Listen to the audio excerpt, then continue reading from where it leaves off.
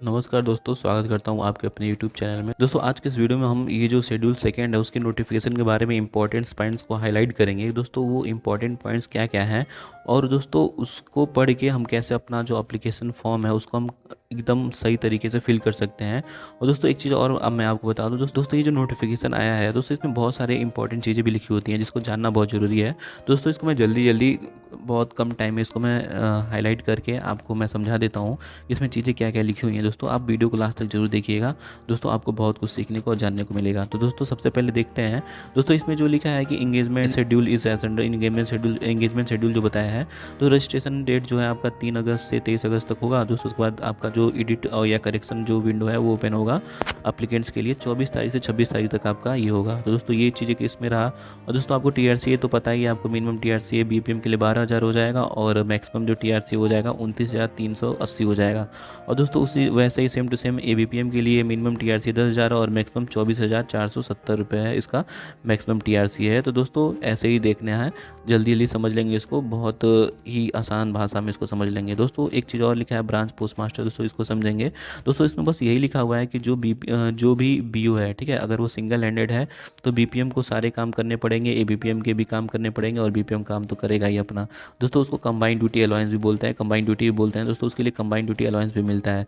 और दोस्तों जाहिर सी बात है कि ABPM जो है उसको भी सेम वही काम करना पड़ेगा, अगर BPM एब्सेंट है तो उसको ABPM को भी BPM का काम करना पड़ेगा, वही सिंपली इसमें लिखा हुआ है। और दोस्तों इसमें एक चीज़ और बता दिया है कि मान लीजिए जो भी BPM है उनको जो भी काम दिया जाएगा उनके सुपीरियर्स के द्वारा, जैसे कि मेल ओवरसीयर हो गए, ठीक है, इंस्पेक्टर हो गए, मेल ओवरसीयर हो गए, इंस्पेक्टर हो गए, और दोस्तों ASP हो गए, SP हो गए, SSP हो गए, मतलब ये जो होते हैं वो सुपीरियर होते हैं BPM के, इनके द्वारा जो भी काम दिया जाएगा BPM को करना पड़ेगा। तो दोस्तों वैसे ही एक चीज़ और लिखा हुआ है इसमें भी देख लेते हैं, रेसिडेंस एकोमोडेशन। दोस्तों इसमें यही कहने का मतलब है कि दोस्तों इसको देखिए, मैं एक बार समझा देता हूँ, इसमें बहुत कन्फ्यूजन होता है एकोमोडेशन में। दोस्तों एकोमोडेशन में आप ध्यान से देखिएगा, यहाँ पे लिखा हुआ है the applicant selected as GDS BPM will have to provide accommodation for branch post office after selection but before engagement. दोस्तों इसमें एक चीज़ ध्यान दीजिएगा, इसमें लिखा है the applicant selected as GDS BPM, अगर वो BPM के पोस्ट पे सिलेक्शन हुआ है उसका तभी उसको एकोमोडेशन देना है, अगर वो ABPM के पोस्ट पे तो उसको एकोमोडेशन नहीं देना है।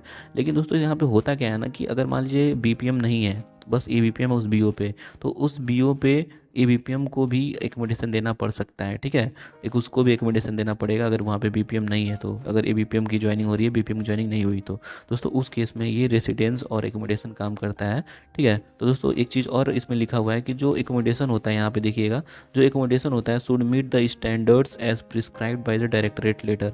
दोस्तों कहने का मतलब क्या है कि जो आप एकोमोडेशन कराएंगे वो ऐसे मकान का एकोमोडेशन कराएंगे जो ऑफिस के लिए सूटेबल हो, और दोस्तों उसमें ऑफिस के लिए एक टर्म एंड कंडीशन भी बताया गया है। तो दोस्तों ऑफिस जो होना चाहिए भाई 10/10 का होना चाहिए और उसमें इलेक्ट्रिसिटी वगैरह की सुविधाएं भी होनी चाहिए। तो यही सारी चीज़ें हैं और आपका एकोमोडेशन वैसे ही होना चाहिए। बस दोस्तों कोई बात नहीं, ये लिख दिया है बट एक्चुअली ऐसा ग्राउंड लेवल पे ऐसा होता नहीं है। दोस्तों एक चीज़ और देखते हैं इसमें, अब आगे बढ़ते हैं।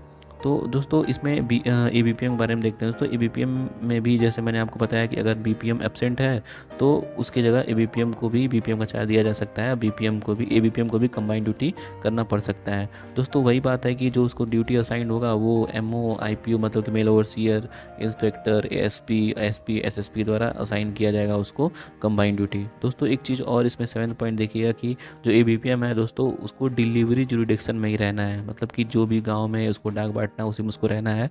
बट दोस्तों इस पर ज़्यादा फोकस नहीं करिएगा क्योंकि ये तो लिखी हुई चीज़ है बस है, प्रैक्टिकली ऐसा नहीं होता है। तो दोस्तों जैसे नियम कानून फॉलो किया जाए तो बहुत सारे नियम कानून है बट ये लोग अपनी सुविधा अनुसार अपना ध्यान देते हैं। दोस्तों डाक सेवक का भी वही सीन है, बट दोस्तों एक चीज़ इसमें ध्यान रखिएगा, जो डाक सेवक होता है वो BO पे काम नहीं करता है, जो डाक सेवक होता है वो डिपार्टमेंटल ऑफिस में काम करता है, जैसे SO हो गया, HO हो गया, समझ में आया। और दोस्तों एक चीज़ और है, जो डाक सेवक होता है वो RMS में भी काम कर सकता है, ठीक है। दोस्तों रेलवे मेल सर्विस होता है RMS में, वो भी उसमें काम कर सकता है। दोस्तों डाक सेवक के बारे में यही हुआ। और डाक सेवक के बारे में एक चीज़ और है कि डाक सेवक को भी वहीं रिसाइड करना है जो भी उसका डिलीवरी जुडिक्शन हो गया। दोस्तों एक बार एलिजिबिलिटी देख लेते हैं सभी पोस्ट के लिए। दोस्तों एज लिमिट जो होता है, जाहिर सी बात है GDS में जब आप 18 साल से कम रहेंगे तो आप फॉर्म नहीं भर सकते, या 40 साल से ऊपर रहेंगे तो फॉर्म नहीं भर सकते। आपका जो एज है वो मिनिमम 18 साल होना चाहिए, मैक्सिमम 40 साल होना चाहिए, तो आपको पता ही है। और उसके हिसाब से एज रिलैक्सेशन होता है, आपको भी पता है, एज रिलैक्सेशन के बारे में उतना ध्यान नहीं देते हैं। दोस्तों एक चीज़ और, एजुकेशनल क्वालिफिकेशन आपको पता है, एजुकेशनल क्वालिफिकेशन मैं आपको समझा देता हूँ। दोस्तों आपके 10th आपको पास होना ज़रूरी है।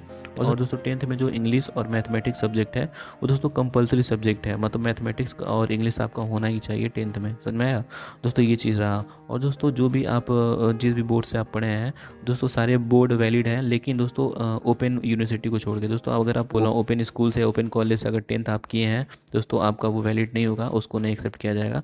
बाकी सभी इंडिया स्टेट और सेंट्रल गवर्नमेंट के जो भी यूनियन टेरिटरी के जो भी बोर्ड है सब वो मान्य होंगे। तो दोस्तों एक चीज़ और देख लिया जाए यहाँ पे कि बी पॉइंट ध्यान दीजिएगा दोस्तों, बी पॉइंट में ये चीज़ लिखा हुआ है कि जो भी आप 10th में सब्जेक्ट पढ़े हैं दोस्तों उसमें जो भी लैंग्वेज वाला सब्जेक्ट है जहाँ से भी आप अप्लाई कर रहे हैं वो लैंग्वेज आप पढ़े हुए होने चाहिए। मतलब कि जैसे मान लीजिए अगर आप मिजोरम में अप्लाई कर रहे हैं तो दोस्तों आपके 10th के मार्कशीट में मिजो भाषा होनी चाहिए, मिजो लैंग्वेज होनी चाहिए।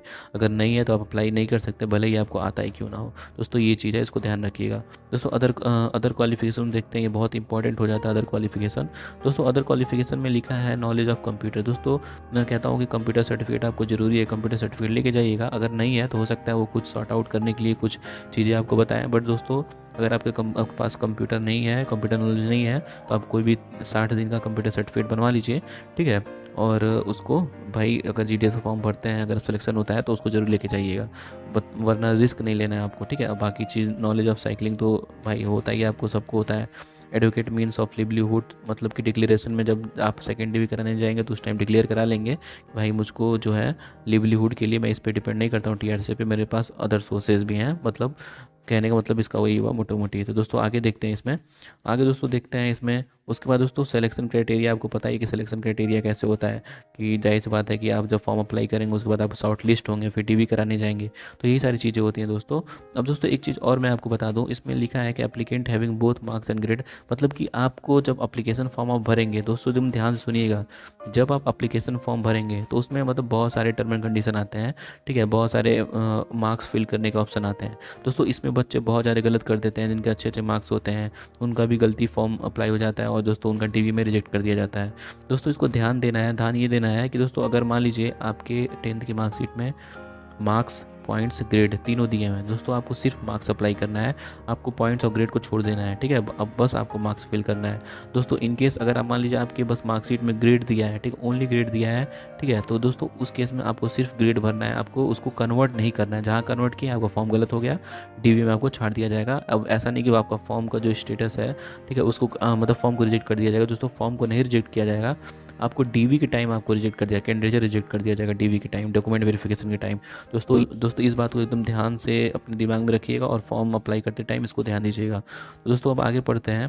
दोस्तों जाहिर सी बात है कि इसमें जो भी आप ग्रेड अगर चूज़ करते हैं, CBSE बोर्ड चूज़ करते हैं अप्लीकेशन फॉर्म अप्लाई करते टाइम, तो दोस्तों उसमें आपको ग्रेड भरने के लिए आता है दोस्तों। आप मार्क्स को मत सेलेक्ट करिए, आप बस ग्रेड को सेलेक्ट करिए, तो उसके हिसाब से आपको आ जाएगा ग्रेड फिल करने के लिए। दोस्तों ये गलती नहीं करिएगा।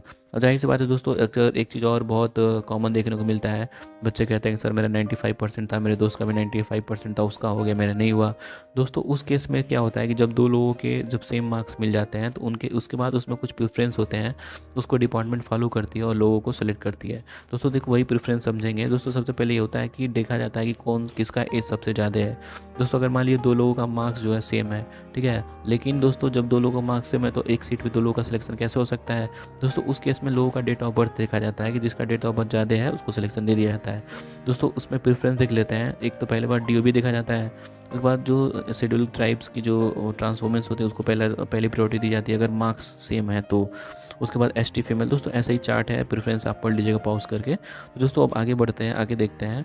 दोस्तों देखिए एक चीज़ और है कि इसमें फॉर्म अप्लाई करते टाइम, ठीक है, अगर आपका एक स्पेलिंग मिस्टेक भी हो जाता है आपके नाम में, आपके पापा या मम्मी के नाम में, ठीक है दोस्तों, तभी भी आपका कैंडिडेट रिजेक्ट किया जा सकता है। इसीलिए जब भी आप फॉर्म अप्लाई कर रहे हैं तो एकदम ध्यान से जो 10th की मार्कशीट में जो भी स्पेलिंग लिखी हुई है उसी को सिर्फ फिल करना है। ये नहीं कि आप देखेंगे सर मेरे आधार कार्ड में तो अलग स्पेलिंग है, ठीक है दोस्तों, मेरे पैन कार्ड में तो अलग स्पेलिंग है, तो दोस्तों ऐसा नहीं, जो आपकी 10th की मार्कशीट में वही भरिएगा क्योंकि उसी से मैच किया जाता है। अब दोस्तों कम्युनिकेशन ऑफ सिलेक्शन के बारे में देखते हैं। दोस्तों कम्युनिकेशन ऑफ सिलेक्शन के बारे में बस इतना ही आप जानिए कि जो BPM होते हैं उनके हेड जो होते हैं, मतलब डिविजनल हेड जो होता है, BPM is the divisional head, ठीक है, while the sub divisional head the engaging authority. दोस्तों इसमें देखते हैं दोस्तों इस पॉइंट में क्या है। दोस्तों इसमें यही है कि जो इंगेजिंग अथॉरिटी जो बीपीएम के लिए होता है वो डिविजनल हेड होता है, और सब डिविजनल हेड जो होता है वो एबीपीएम के लिए इंगेजिंग अथॉरिटी होता है। इंगेजिंग मतलब आप जानते हैं जो ज्वाइनिंग देते हैं। दोस्तों एक चीज़ और आप देखिएगा कि जाहिर सी बात है जब आपका फर्स्ट डीबी हो जाएगा तो आपको मतलब फर्स्ट डीबी 15 दिन तक होता है, मतलब 15 दिन आपको टाइम मिलता है फर्स्ट डीबी के लिए। वही इस पॉइंट में लिखा हुआ है, मतलब इस वाले जो सर्कल में जो किया उसमें वही चीज़ लिखा हुआ है। और दोस्तों उसके बाद क्या होगा, सेकेंड डीबी के लिए आपको 7 से 10 दिन लगते हैं, उसके बाद मैसेज आ जाते हैं, फिर सेकेंड डीबी होता है, उसके बाद आगे का प्रोसेस चलता रहता है। दोस्तों वो चीज़ें तो आपको पता है, जो इंपॉर्टेंट है दोस्तों वही मैं बस आपको बता रहा हूँ।